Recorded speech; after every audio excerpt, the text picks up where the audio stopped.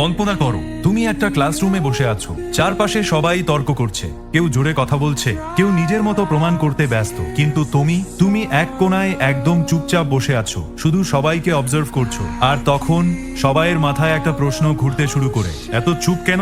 ওর মাথায় কি চলছে? ও কি কিছু জানে যা আমরা জানি না? যখন তোমার সাইলেন্সই অন্য মানুষকে আনকমফোর্টেবল করে তোলে, সেটাকেই বলে সাইলেন্ট ডিসকমফর্ট।